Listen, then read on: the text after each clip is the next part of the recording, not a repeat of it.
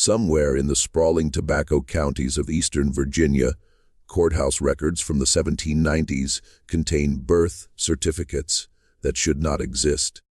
37 children, all documented as white, all bearing the surnames of prominent planter families, all sharing one biological father, a man legally classified as property. The document survived 2 fires, a flood, and 3 attempts to have them sealed by court order. Local historians discovered them in 1889, then watched as they vanished from public access within a week. What those records revealed about power, silence, and the architecture of an unspeakable arrangement would force us to reconsider everything we thought we understood about that era. Before we continue with the story of the man the records only ever called Number 47. If you're watching from Virginia or anywhere in the South, leave a comment telling us your state. This story will make you look at your local history differently. Now, let me take you back to where this impossible situation began. The Rappahannock River region in 1774 was a landscape of contradictions. Along the W's edge, grand plantation houses rose like white monuments to prosperity, their columns visible for miles across fields where tobacco grew in endless geometric rows. The population of the county numbered nearly 8,000 souls, though only 2,000 of those were considered fully human under the law. This was a place where wealth was measured in acres and in people, where the distance between the great house and the quarters could be crossed in 5 minutes, but represented an unbridgeable chasm in every other sense. The Warfield plantation occupied 200 acres of prime bottomland. Its main house, a 3-story Georgian masterpiece that had taken 7 years to complete. Marcus Warfield had inherited the property from his father in 1769, along with 93 enslaved workers and debts that would take a decade to clear. He was 31 years old, educated at William and Mary, ambitious in the way that second sons often are when they unexpectedly inherit everything. His wife, Catherine, came from a declining Charleston family, with an impressive name and little else. Their marriage had produced 1 daughter in 5 years, a fact that generated quiet speculation. In the drawing rooms of neighboring estates, the county's social structure was as rigid as its architecture. At the top sat perhaps 20 families who owned the majority of the land. Below them a scattering of smaller farmers, artisans, and merchants who aspire to join the planter class. And below that, the vast majority people who existed in ledgers as assets, their lives circumscribed by laws designed to prevent precisely what would unfold at the Warfield estate over the next 2 decades. In 1774, Marcus Warfield made a purchase that neighbors would remember as unusual even at the time.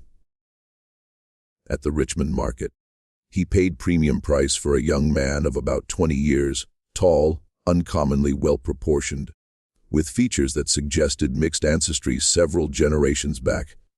The bill of sale listed him only as male, healthy, field-suitable.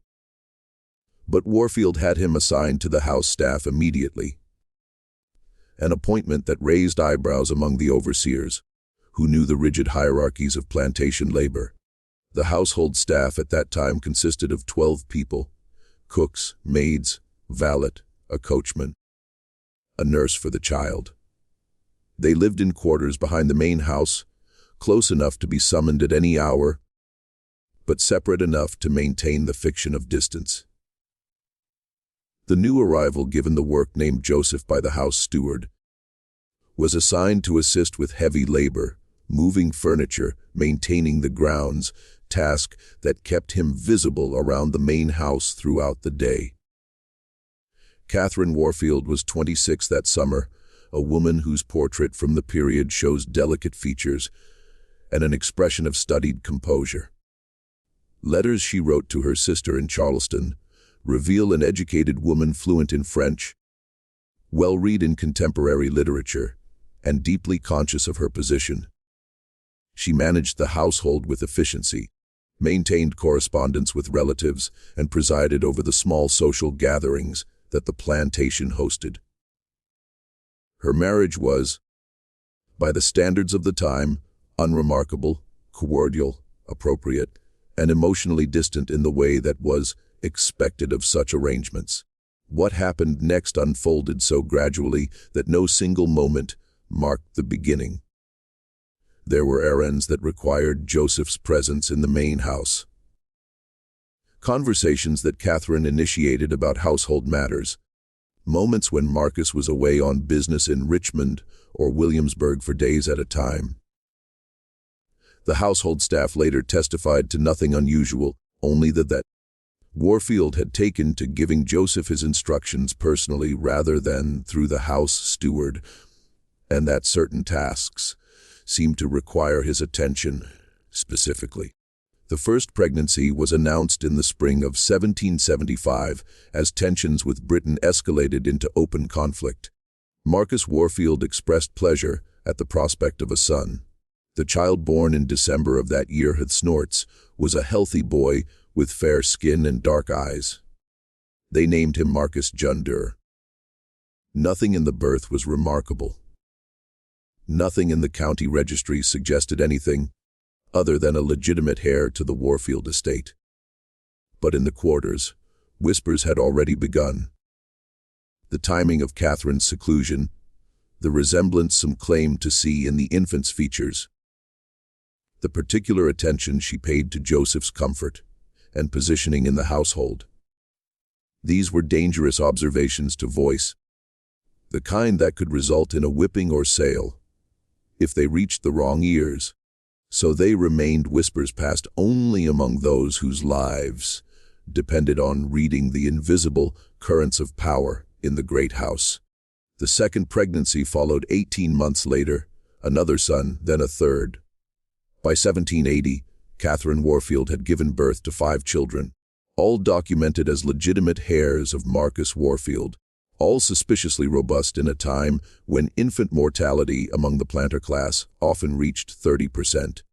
Marcus himself seemed pleased with his expanding family, his public reputation enhanced by his apparent will, and the promise of multiple sons to inherit portions of the estate. But the neighboring estates were beginning to notice patterns. The Bradfords, whose property had joined the Warfield's eastern border, remarked on the frequency of Catherine's pregnancies.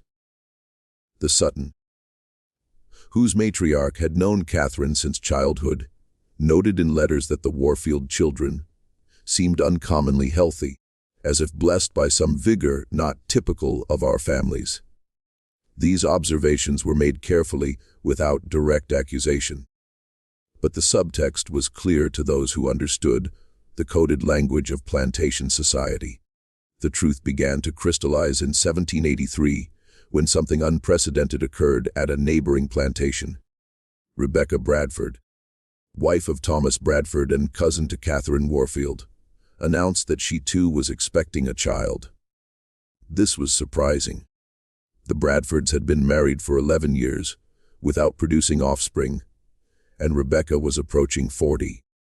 But what shocked the local community came after the birth, when Rebecca's personal maid mentioned to another enslaved woman that Mrs. Bradford had requested that Joseph from the Warfield estate be loaned to help with heavy work during the late stages of her pregnancy. When Mr. Bradford was frequently away with the militia, the Bradford child was born in April 1784. Those who saw the infant remarked on its unusual vigor, its strong constitution, and some in very private settings noted certain similarities to the Warfield children. The set of the eyes, the shape of the hands, the particular tone of the skin that suggested some heritage beyond the expected lineages. This might have remained one more hidden reality in a world full of them, except that it happened again. Sarah Sutton, aged 32 and married to the county's largest landowner after Marcus Warfield, failed to conceive for the first 7 years of her marriage. Then in 1785, she too requested that Joseph assist with estate work while her husband traveled to Philadelphia on business. 9 months later, she delivered twins. A pattern was emerging, but it was a pattern that could not be spoken aloud. To acknowledge it would be to acknowledge something that threatened the entire structure of inheritance, legitimacy and racial hierarchy upon which the planter class depended. These children were being born into white families documented as legitimate heirs with no legal or social mechanism to challenge their parentage. The law was clear. Children inherited the status of their mother. If the mother was white and married, the child was white and legitimate regardless of biological paternity. What made the situation even more complex was that Marcus Warfield seemed not only aware of the arrangement, but actively facilitating it. Joseph remained on the Warfield estate, never sold or reassigned, always available when certain wives in the county requested his presence for heavy labor at their estates. There was a schedule almost methodical in its implementation. A request would come. Marcus would grant permission. Joseph would spend weeks or months working at a neighboring plantation, and within a year a child would be born.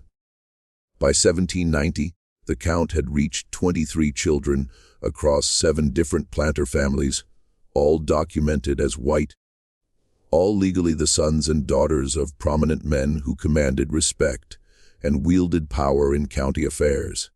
The birth registry maintained by the county clerk showed nothing unusual.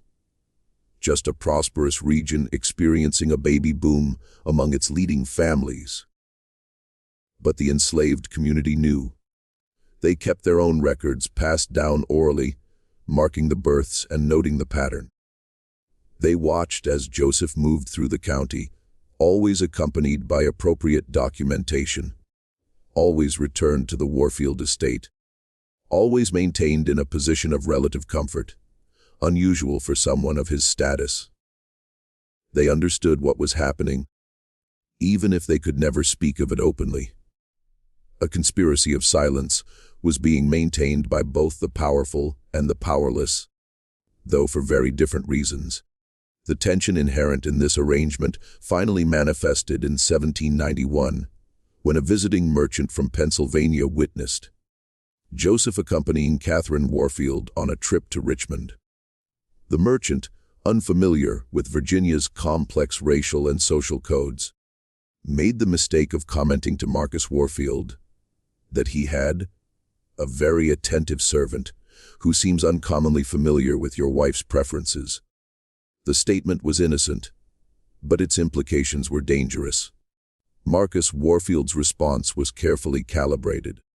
He explained with patience that suggested he had made this explanation before, that Joseph was a trusted member of the household, that his loyalty was absolute, and that certain arrangements in Virginia may seem peculiar to those unfamiliar with our particular circumstances. The merchant left with the distinct impression that he had stumbled onto something he was not meant to question. As the 1790s progressed, the situation evolved into something even more elaborate.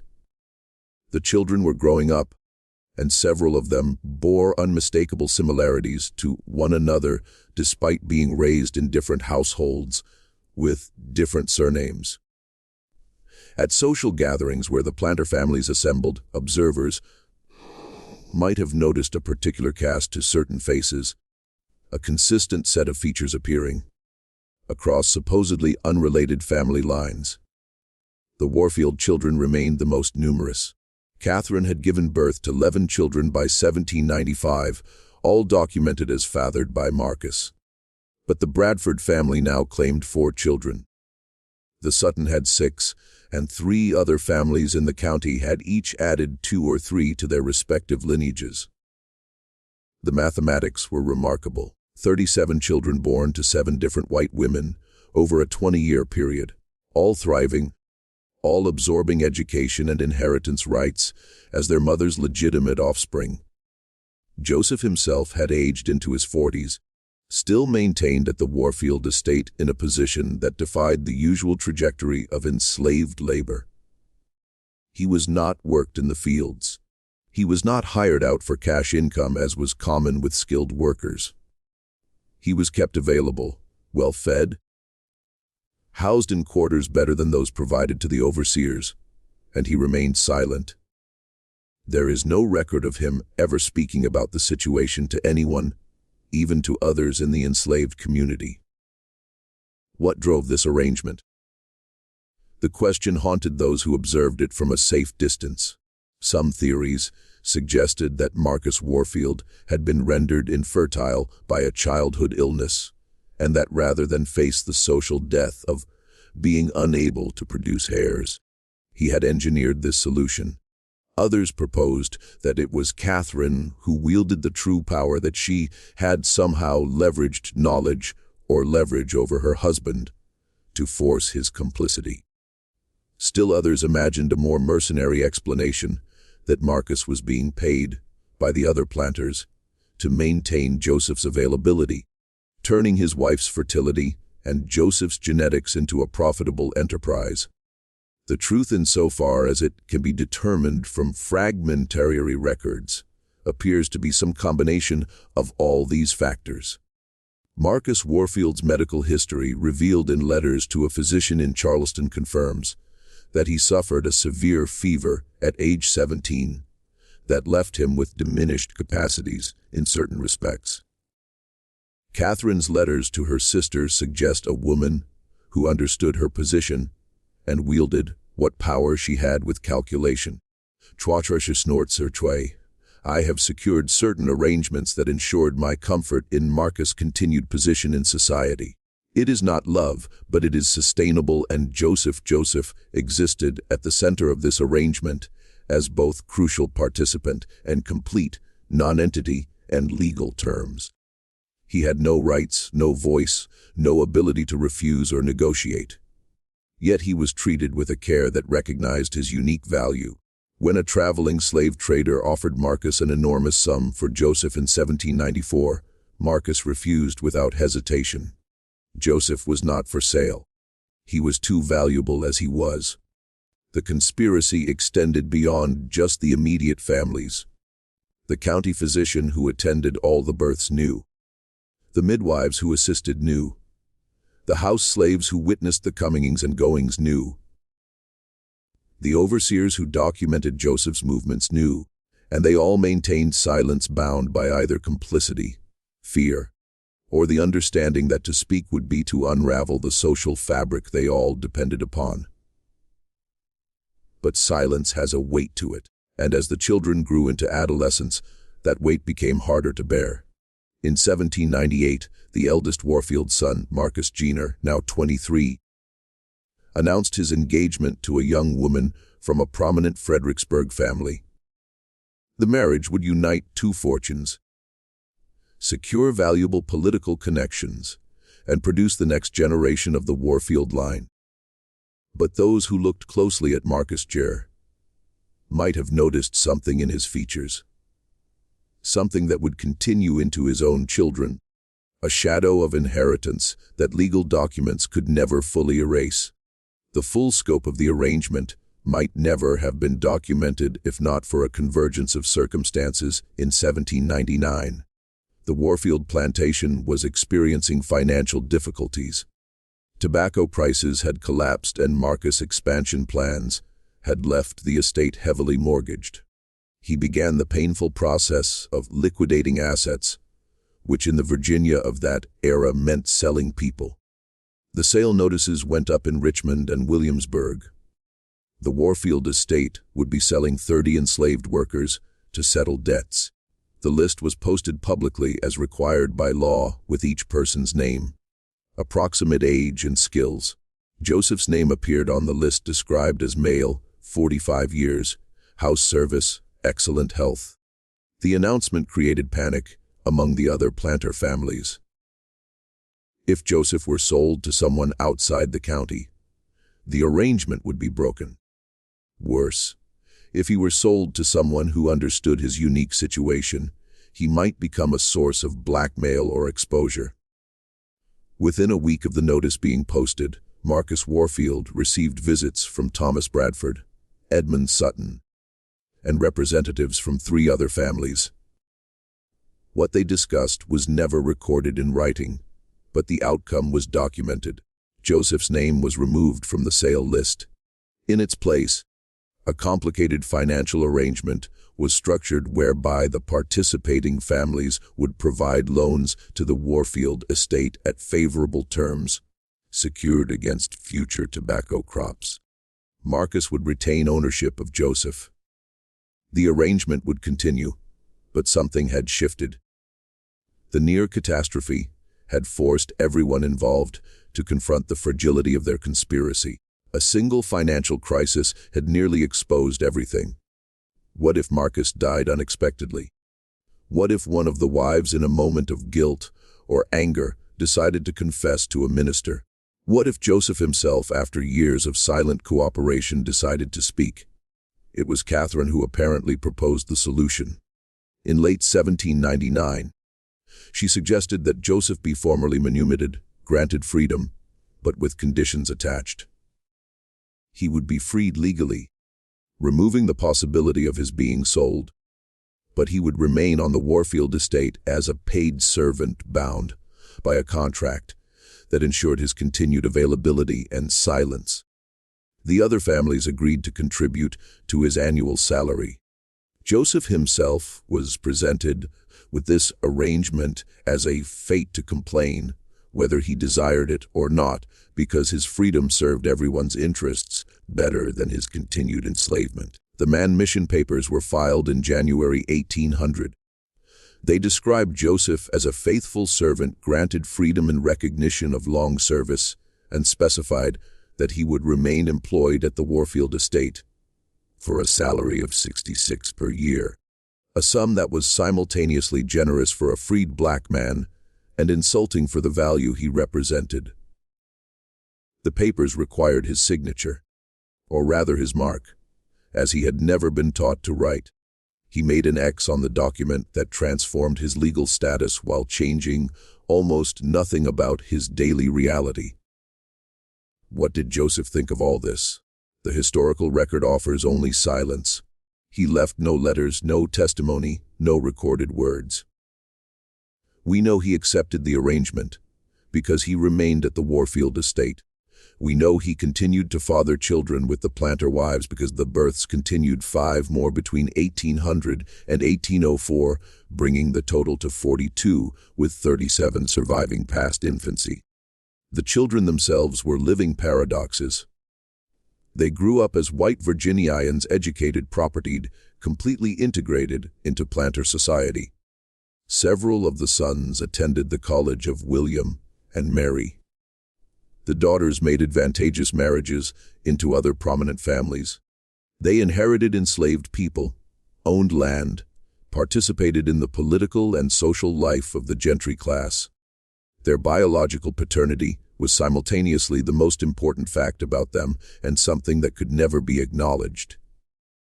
In 1803, an incident occurred that revealed the psychological toll of this sustained deception. Elizabeth Warfield, Catherine's 4th daughter, and then age 17, apparently discovered the truth about her parentage through overheard conversations among the house staff. She confronted her mother in a scene that several people in the house reported hearing, but none would describe in detail. The confrontation ended with Elizabeth being sent to live with Catherine's relatives in Charleston, where she remained for 2 years. When she returned, she never spoke of the matter again, and she married within a year to a man from a Williamsburg merchant family, leaving Virginia permanently.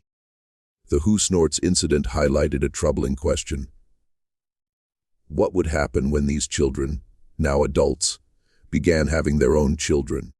Would the genetics manifest in ways that could not be explained away?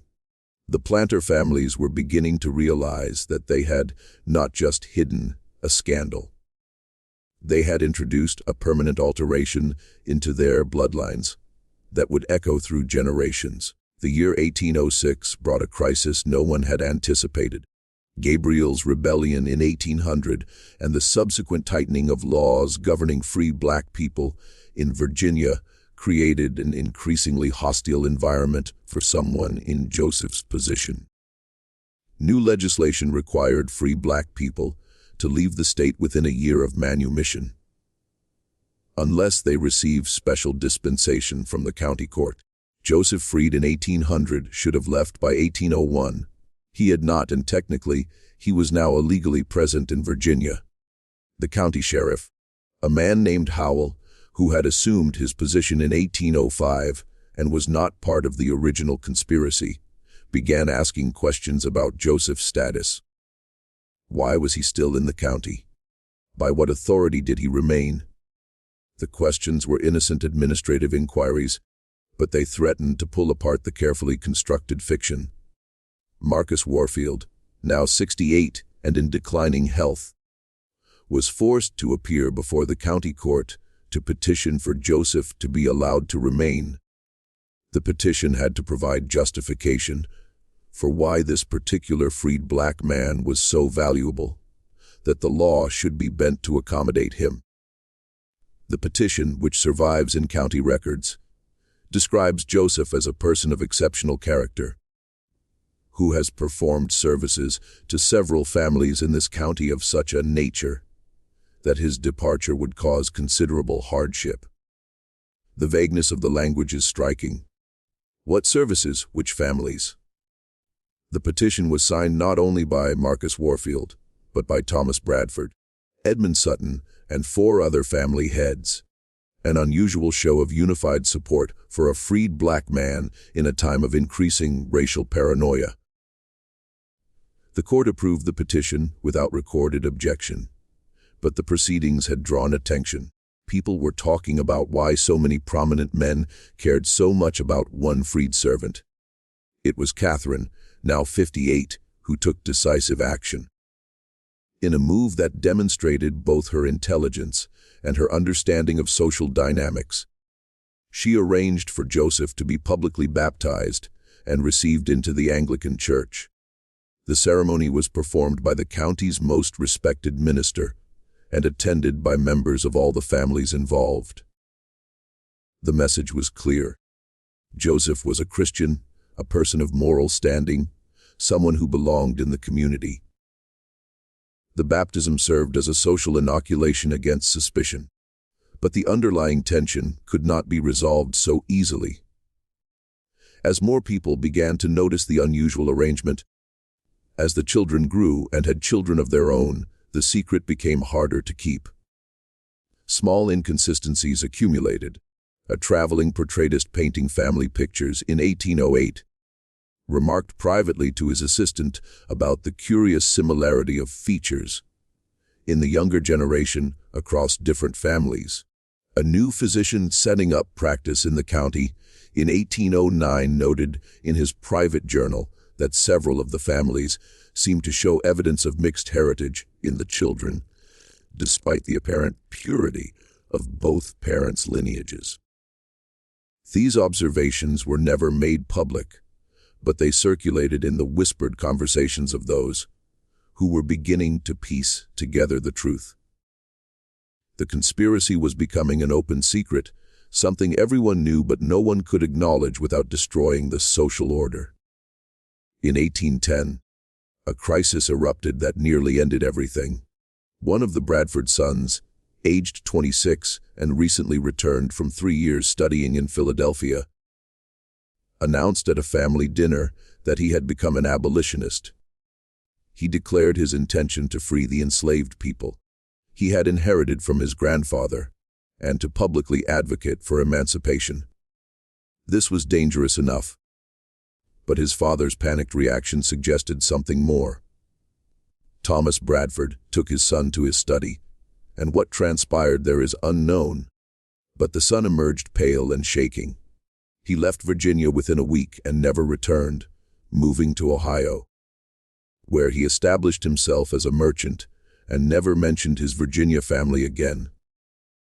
What had Thomas Bradford told him? Almost certainly he had revealed the truth about the son's own parentage.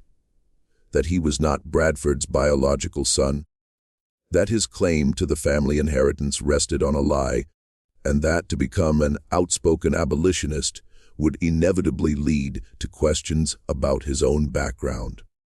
That would destroy not only his position, but his mother's reputation and the legitimacy of his siblings.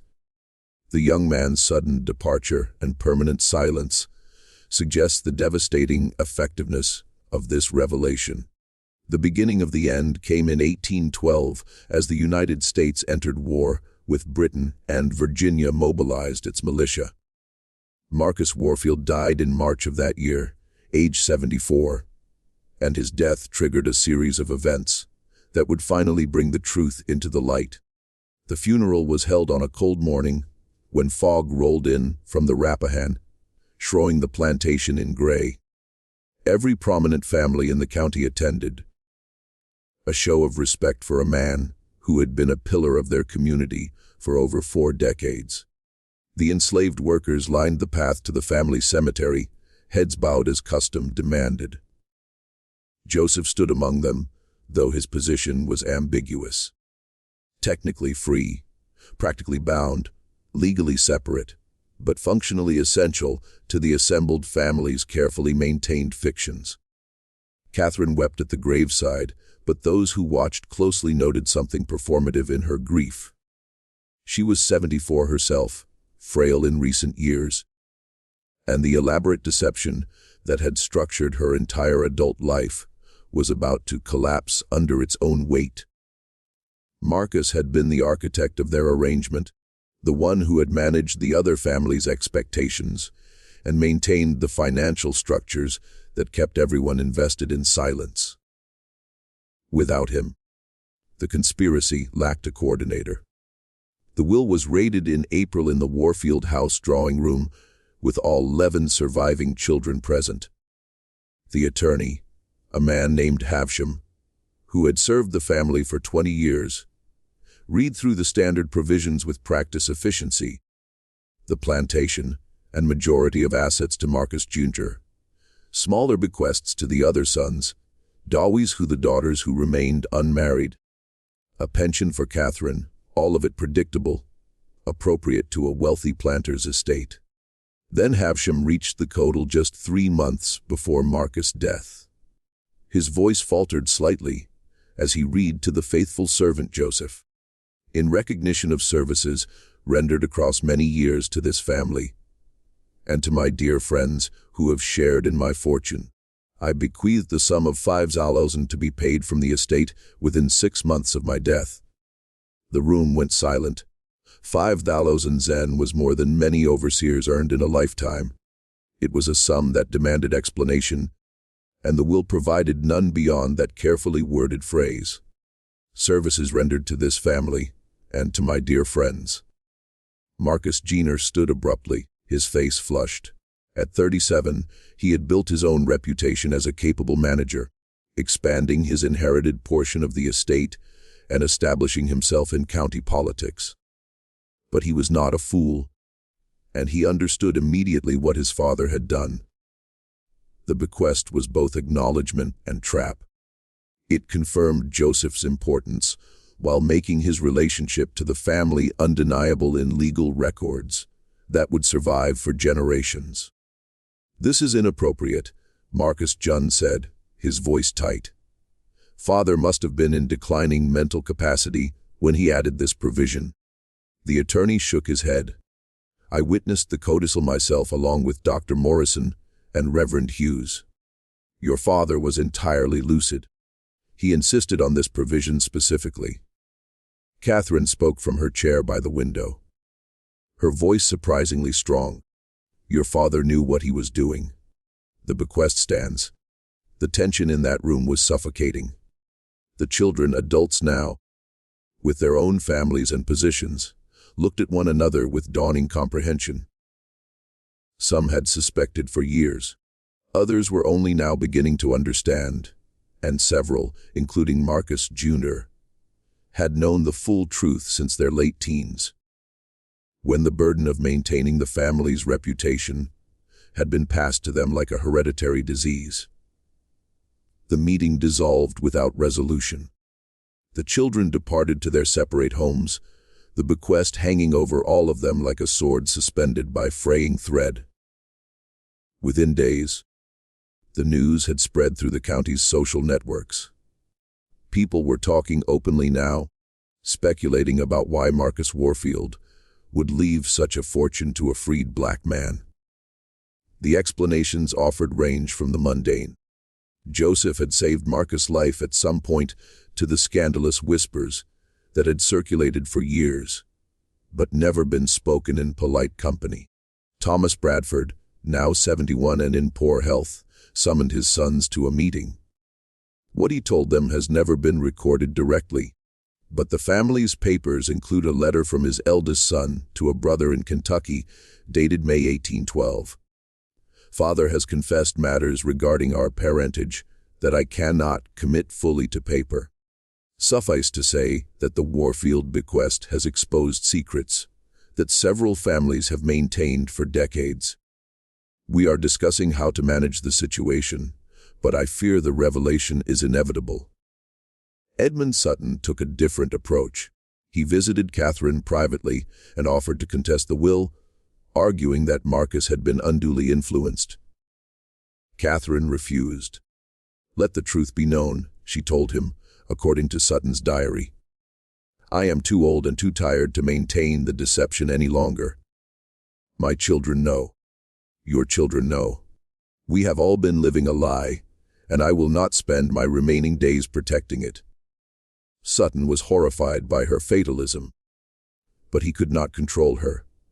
And in truth, Catherine's exhaustion with the conspiracy was understandable. She had spent 40 years managing an impossible situation, coordinating lies, maintaining appearances, ensuring that 7 families remained aligned in their mutual deception. Marcus' death had freed her from the obligation to continue. She was ready to let the structure collapse, whatever the consequences. In June, Catherine made a decision that would accelerate everything. She began sorting through her private papers, preparing to have them archived with the County Historical Society. Among those papers were letters, shockingly explicit letters that documented her side of the arrangement. She had kept them hidden in a locked box that only she could access, perhaps as insurance, perhaps as confession to a future she would never see. One letter in particular, written to her sister in Charleston in 1795, laid out the truth with clinical precision. "Marcus has not been able to perform the duties of a husband since before we married. The result of a fever in his youth that left him incapable. The man Joseph, who lives on our property, has given me 11 children and has provided similar service to Rebecca Bradford, Sarah Sutton, and others whose names I will not commit to paper. Marcus accepts this because his pride depends on being thought capable of fathering heirs. The other families participate because their wives were also unable to conceive with their husbands, or because the husbands themselves were incapable. It is a collective secret sustained by mutual need and enforced by mutual vulnerability. We are all complicit, and we are all trapped." Catherine showed this letter to her eldest daughter, Amelia, aged 31, and asked her what she thought should be done with it. The question was both genuine inquiry and test.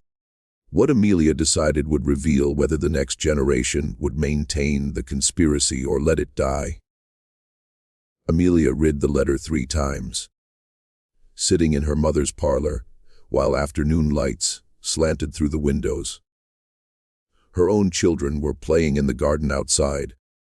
3 boys and a girl, all documented as the legitimate offspring of her husband, Richard Cand, though Amelia had long suspected the truth about her own parentage. The letter confirmed what she had intuited since adolescence. "Mother," Amelia said finally, "if you preserve this letter, it will destroy our family's reputation.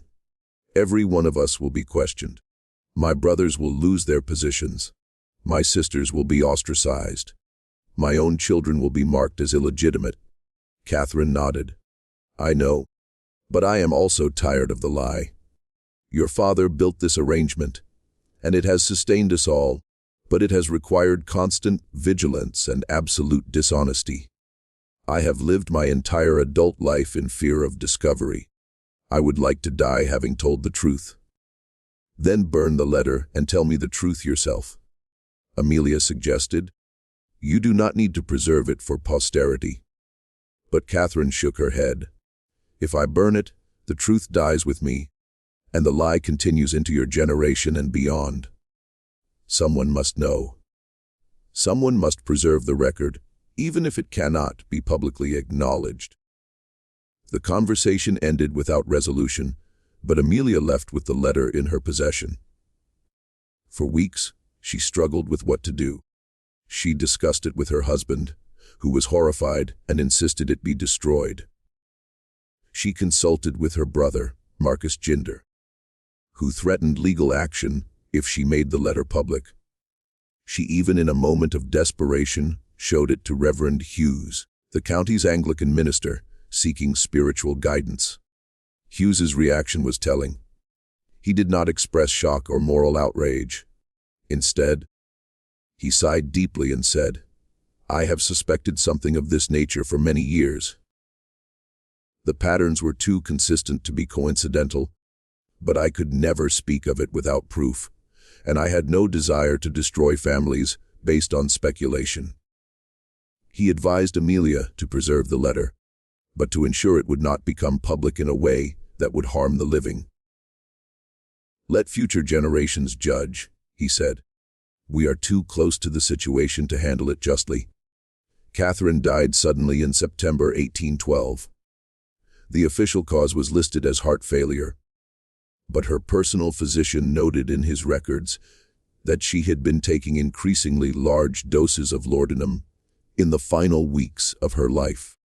Whether her death was suicide or Snort's accidental overdose remains ambiguous, but the timing, just as the scandal was reaching critical mass, suggests a woman who chose her exit rather than face the consequences of revelation. Her death brought all the tensions to a head. The sorting of her affections fell to her daughters, and Amelia made a decision that would haunt the family for generations.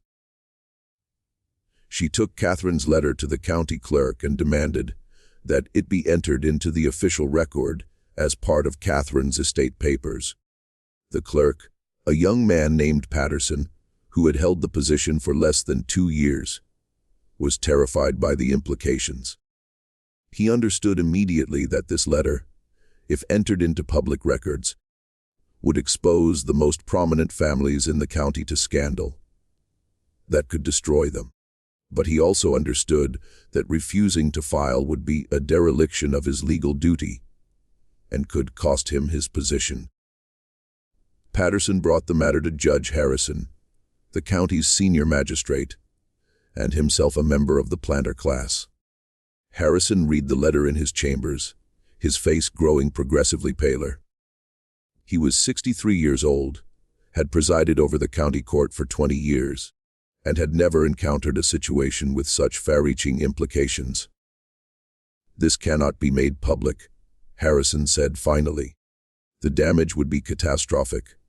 With respect, Your Honor, Patterson replied.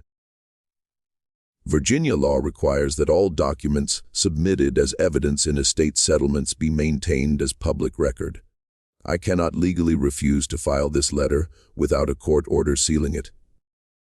Harrison considered this. A court order sealing the letter would require a hearing, which would require explaining why the letter needed to be sealed, which would effectively publicize its contents. The legal mechanisms designed to ensure transparency were now preventing the secrecy that Harrison wanted to maintain. File it, Harrison said finally. But file it under Mrs. Warfield's maiden name, Catherine Thornton. Place it in the section dealing with Charleston correspondence, not with the Warfield estate papers. Make it technically accessible, but practically invisible. Patterson understood the instruction. Hide the letter in plain sight, buried in bureaucratic misfiling. where only someone specifically searching for Catherine's maiden name in connection with Charleston records would ever find it. The letter would be preserved, satisfying both legal requirements and Amelia's desire to maintain some record of truth, but it would be effectively invisible to casual researchers. The filing process, however, required that multiple clerks and court officials read the letter to determine proper categorization. Within 2 weeks, every person of standing in the county knew the truth.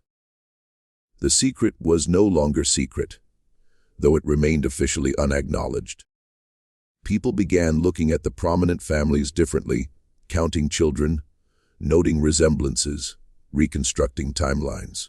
The social dynamics shifted in ways both subtle and profound. Invitations that had routinely gone to certain families were quietly withdrawn. Business partnerships dissolved without explanation. Political alliances fractured. The county was experiencing a slow-motion social earthquake, with families repositioning themselves relative to the scandal, without ever explicitly acknowledging what they were doing. Joseph's position became untenable. He had remained at the Warfield plantation after Marcus' death, still employed, still living in his quarters behind the main house. But with the truth now circulating openly, even if unofficially, his presence was a constant reminder of the scandal. People stared at him in the streets of the county seat. Conversation stopped when he entered a room. The protection that Marcus had provided was gone, and Catherine was dead. He was exposed and vulnerable in ways he had never been, even during his years of legal enslavement. In October 1812, Marcus Jeter summoned Joseph to the house. The meeting was witnessed by 2 of Marcus Jeter's brothers, apparently to ensure there would be corroboration of whatever was said. Marcus Jeter was direct. "You cannot remain here. Your presence makes the situation impossible for all of us. We will provide you with funds sufficient to establish yourself elsewhere, but you must leave Virginia." Joseph, who had spent nearly 40 years on the Warfield property and another 13 years as a freed man, unable to leave the county, finally spoke words that someone bothered to record. One of the brothers present wrote down the exchange in a letter to his sister. Joseph asked where he was supposed to go. Marcus said Philadelphia, where the free black community would accept him. Joseph asked if he had a choice. Marcus said no. Joseph asked if he would be able to return. Marcus said not in his lifetime. Joseph nodded and said, "I understand. I have always understood." Then he left the room. The funds were assembled in November. Thomas Bradford, Edmund Sutton, and 3 other family heads contributed to a collective payment. The total amount was recorded by Bradford in his personal accounts, 3,000, an enormous sum that represented both payment and silencing. It was hush money, though nothing in the legal documents described it as such. The payment was structured as charitable support for Joseph's relocation and establishment of new life circumstances, with no mention of why such charity was necessary or what it was intended to purchase. Joseph left Virginia in January 1813, traveling by coach to Richmond and then by ship to Philadelphia. Several accounts from the period place him in Philadelphia's Southwark district, where a large community of free black people had established churches, mutual aid societies, and businesses. But Joseph left no paper trail beyond that. He appears in no city directories, no church records, no property deeds. If he lived in Philadelphia, he did so invisibly, perhaps deliberately erasing himself to avoid questions about his past. One intriguing possibility emerges from a Pennsylvania abolition society. Record dated 1817, which mentions a man named Joseph, who had experience with the planter class of Virginia, and was able to provide testimony about the intimate workings of plantation society. The man described in the record was approximately the right age, and declined to give his surname, which was common among formerly enslaved people who rejected the names their enslavers had given them. The record notes that he was reluctant to speak of personal matters, but knowledgeable about the structures of power and secrecy that maintained the peculiar institution. Was this the same Joseph? The timeline fits, and the description, knowledgeable but reticent, experienced but unwilling to discuss personal history, matches what we know of Joseph's character and circumstances. But there is no definitive proof. The man in the Pennsylvania record disappears from the historical record after 1817, just as the Joseph of Virginia disappeared after 1813. Back in Virginia, the families attempted to reconstruct their social positions in the aftermath of the Revelation. The strategy they employed was remarkable in its cynicism and its effectiveness. They maintained absolute public silence while privately acknowledging everything. No one denied the letter's contents. No one challenged the truth of Catherine's confession, but no one spoke of it openly either. The scandal existed in a strange liminal space, universally known but never officially confirmed. The legal protections that had sustained the conspiracy during its active phase now protected it in its aftermath. To challenge the legitimacy of any of the 37 children would require proving adultery, which would require naming Joseph as the biological father, which would require public acknowledgement of the arrangement. But such acknowledgement would harm not just the families involved, but the entire structure of inheritance and legitimacy upon which Virginia's planter class depended. If it could happen to the Warfields, the Bradfords, the Sutton families of unquestionable respectability, then how many other families might be hiding similar secrets? The planter class had a collective interest in maintaining the fiction of legitimacy, because to unravel one family's claims was to threaten everyone's claims. The conspiracy of silence evolved into something even more insidious, the conspiracy of mutual vulnerability, where everyone's complicity protected everyone else's position. The children, now adults with their own children and grandchildren, navigated this strange reality in different ways. Some chose exile, moving to frontier areas where their backgrounds were unknown. Marcus Junter sold his portion of the Warfield estate in 1815 and moved to Kentucky, establishing himself as a horse breeder, and never returning to Virginia. 2 of his brothers went to Tennessee. 3 of the Bradford offspring relocated to Georgia and Alabama, carrying their complicated inheritance to the expanding cotton South. Those who remained in Virginia developed a particular psychological adaptation. They maintained their social positions through a combination of defiance and careful positioning. They attended church, participated in civic life, and dared to challenge their standing. And because challenging them would require public acknowledgement of the scandal, no one did. They existed in a state of permanent tension. Socially secure but psychologically haunted, legally legitimate, but personally aware of their fraudulent origins. The next generation, born after 1813, were raised in a strange environment of spoken and unspoken knowledge. Parents told them carefully edited versions of their family history, omitting crucial details while leaving gaps obvious enough that intelligent children could deduce the truth. Some families were more forthcoming than others, but all maintained the fundamental lie that the children were legitimate heirs of their legal fathers. Despite biological evidence to the contrary, genetic inheritance, however, could not be controlled by legal documents or social conventions.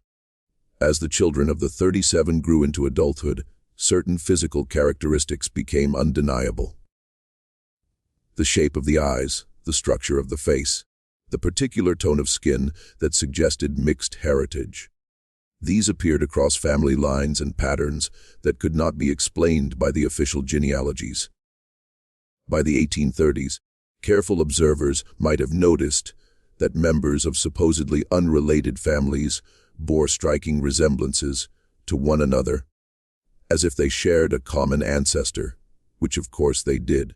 One particularly detailed observer was a portraitist named Samuel Ellis, who painted family pictures for Virginia's gentry throughout the 1820s and 1830s.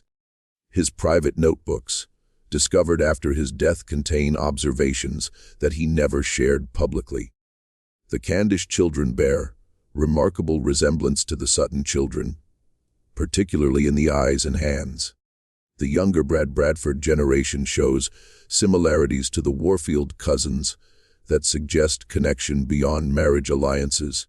There is a consistent set of features appearing across multiple, supposedly separate lineages, most notably a particular structure of the jaw in a distinctive coloring that appears in no portraits of the legal fathers.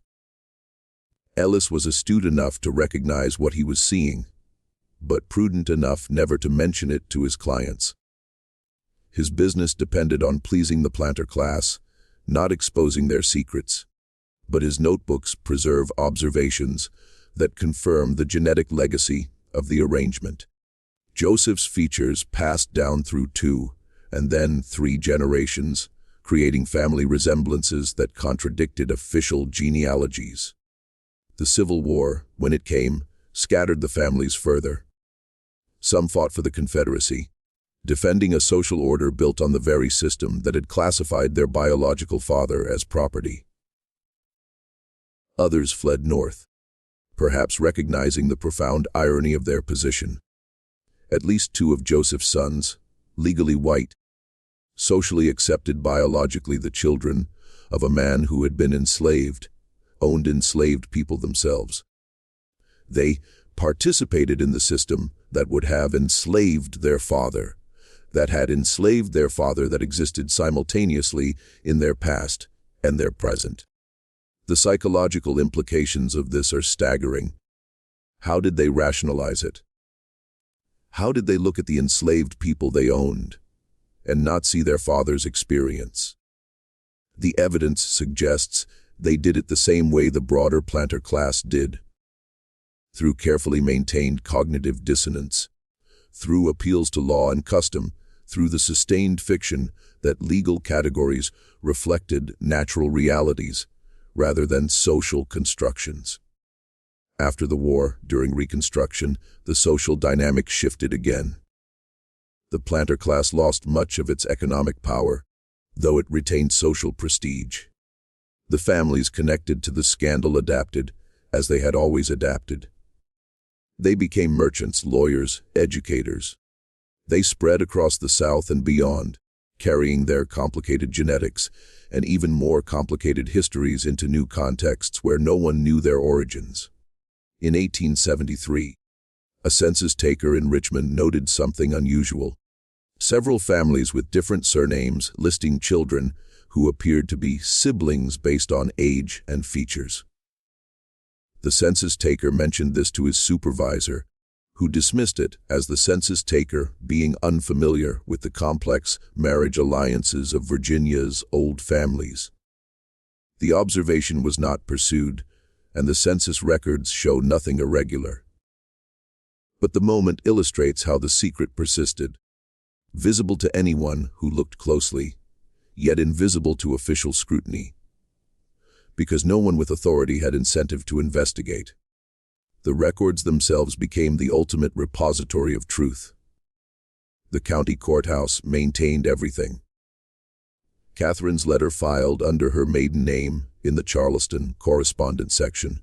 The birth certificates of 37 children listing their legal fathers. Joseph's man mission papers. Marcus Warfield's will with its revealing bequest. The petition for Joseph to remain in Virginia signed by multiple family heads. All of it preserved, cataloged after a fashion technically accessible but practically invisible. The courthouse survived fires in 1834 and 1867.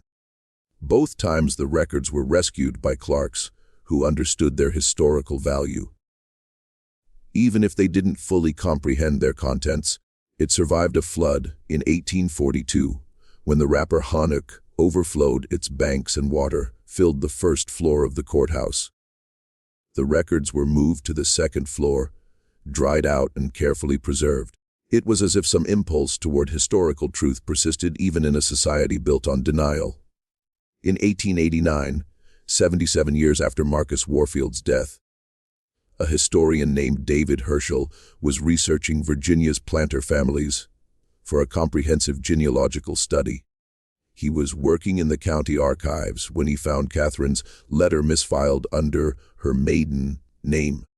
Herschel was a meticulous researcher trained at the University of Virginia, and he immediately recognized the significance of what he was reading. He spent the next 3 months cross-referencing the letter's claims with other county records. He examined birth certificates, marriage records, estate papers, property transactions, census data. What he discovered was a pattern so consistent it could not be coincidental. 7 women, all married to prominent planters, all producing children at consistent intervals over a 20-year period, all connected to the Warfield estate through documented visits and labor assistance arrangements. The children numbered 37 survivors out of 42 births, an infant survival rate of 88%, far higher than the typical rate for the planter class, which hovered around 65%. Herschel's conclusion was inescapable. The letter was true. The arrangement had existed. 37 children of Virginia's planter elite were biologically the offspring of a man who had been enslaved until 1800. These children had inherited property, enslaved people, social position, and political power, all based on legal fictions that everyone involved had agreed to maintain. Herschel wrote a comprehensive article documenting his findings. He was careful in his language, presenting it as a historical case study rather than a sensational expose. He focused on the legal and social mechanisms that had allowed such an arrangement to persist, using it as a lens to examine the contradictions of antebellum Virginia society. The article was 30 pages long, meticulously footnoted, and devastating in its implications. He submitted the article to the Virginia Historical Society for publication in their quarterly journal. The article was accepted by the editorial board in November 1889. It was scheduled for publication in the January 1890 issue. Advanced copies were sent to the Society's major donors, as was customary. The response was immediate and severe. Within 2 weeks of the advanced copies being distributed, the Society received letters from 7 different families, descendants of the original conspirators, threatening to withdraw their financial support and to pursue legal action for defamation if the article were published. The families argued that Herschel's research was based on an unverified letter of dubious authenticity, that his conclusions were speculative, and that publication would unfairly damage the reputations of respected Virginia families based on insufficient evidence. The Society's board met in emergency session in December 1889. The meeting minutes preserved in the Society's archives reveal a heated debate. Some board members argued for publication on grounds of historical truth and scholarly integrity. Others argued that the Society had a responsibility to the families who supported it financially, and that publishing allegations of this magnitude without absolute proof would be irresponsible. The final vote was 8-5 against publication. The article was pulled from the January 1890 issue. Herschel was informed that further verification is needed before making such serious claims about respected Virginia families. He was encouraged in carefully worded language to pursue other research topics that might be more appropriate to the Society's mission of celebrating Virginia's heritage. Herschel was devastated but not surprised. He understood the forces array against publication. He made one more attempt, submitting a revised version of the article to a national historical journal based in Boston. This version was also rejected, though the reasons given were different. While the research is intriguing, the subject matter is too regional and too sensational for our journal's focus on broader historical trends. Herschel's notes and draft manuscript were archived with his other papers when he died in 1902. They remained there uncatalogued and unexamined for another 8 decades. The story he had uncovered remained buried, protected by the same mechanisms of silence that had protected it for a century. The families themselves continued to thrive and disperse. By 1900, descendants of the 37 children lived in Virginia, Maryland, North Carolina, South Carolina, Georgia, Alabama, Mississippi, Tennessee, Kentucky, Missouri, and Texas. Some had moved to northern cities, New York, Philadelphia, Boston, where their backgrounds were unknown, and they could start fresh. A few had gone west to California and Oregon, as far from Virginia as they could get. While remaining in the United States, they became lawyers, doctors, ministers, teachers, business owners, politicians. They joined country clubs, served on charitable boards, attended elite universities. Several became prominent in their communities. Respected citizens whose genealogies appeared in local history books that traced their distinguished Virginia heritage back to the founding families of the colonies. The official genealogies listed their descent from men like Marcus Warfield, Thomas Bradford, and Edmund Sutton. The truth that they descended from a man whose legal name had been reduced to Joseph and whose status had been property was known to some family members, but never acknowledged publicly. Joseph himself left one more trace in the historical record, though its authenticity cannot be conclusively verified. In 1835, a black church in Philadelphia buried a man identified only as Joseph, formerly of Virginia, aged approximately 80 years. The church records note that he lived quietly among us for many years, worked as a carpenter, and kept his own counsel regarding his past. Several members of the congregation attended his funeral, but he left no known family, no property, and no detailed account of his life. If this was the same Joseph, and the age, location, and description of being formerly of Virginia suggest it might have been, then he lived the final 22 years of his life in obscurity, working with his hands, maintaining the silence that had been imposed on him for 4 decades. He died anonymous, buried in a cemetery whose precise location is no longer known. Leaving behind only the genetic legacy he had no choice in creating and the conspiracy he had been forced to participate in. The ultimate irony is that the family's attempts to hide the truth ensured its preservation. If they had simply destroyed the records, burned Catherine's letter, eliminated the paper trail, the story would have disappeared completely. But their solution, misfiling, archiving, maintaining technical accessibility while ensuring practical invisibility, meant that everything was preserved. The truth was there waiting for anyone who knew where to look and had the courage to speak it. Today, descendants of those 37 children live throughout the United States. Most have no idea that their genealogy includes this chapter. The official family trees and genealogical databases and historical societies list descent from the planter families, with no mention of biological paternity that contradicted legal documentation. The secret has been so successfully maintained that it has become invisible even to those who carry Joseph's genetics in their blood. The records remain in the county courthouse archive, technically public, practically forgotten. Catherine's letter is still there, filed under Thornton in the Charleston correspondence section, exactly where Judge Harrison ordered it to be placed in 1812. Joseph's manumission papers are there. The birth certificates are there. Marcus Warfield's will is there. All the pieces of the story preserved in acid-free folders, waiting for someone to assemble them into a coherent narrative. What does this story tell us? It reveals the extraordinary flexibility of social systems, built on rigid hierarchies.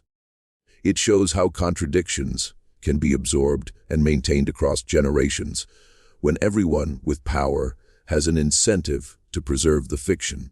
It demonstrates that legal categories, race, legitimacy, inheritance are social constructions that can be manipulated by those with sufficient authority and motivation. And it suggests that American history contains many more such stories buried in archives, misfiled in records known to insiders but never acknowledged publicly. The families that descended from this arrangement helped shape the South and, by extension, the nation. They participated in politics, business, culture, and society as white Americans of distinguished heritage. Their story is simultaneously exceptional. Few arrangements could have matched this one in scope and duration, and representative of the countless ways that race, power, and legitimacy were negotiated in the gaps between law and reality. Joseph himself remains the most mysterious figure in this entire story. We know what was done to him, what was required of him, and what he received in exchange. But we do not know what he felt, or how he understood his own position in this arrangement. Was he a victim? Certainly, he had no power to refuse. Was he a collaborator? His participation was necessary for the arrangement to continue. Was he something more complex, a person navigating impossible circumstances with whatever agency he could claim? The historical record offers no answer, only the silence that he maintained throughout his life. What do you think of this story? Do you believe such arrangements were common in the antebellum South, hidden in the gaps between law and practice? How do you understand Joseph's position as victim, participant, or something defying simple categorization? And what does it mean that descendants of this arrangement still live among us, carrying genetics and histories they know nothing about?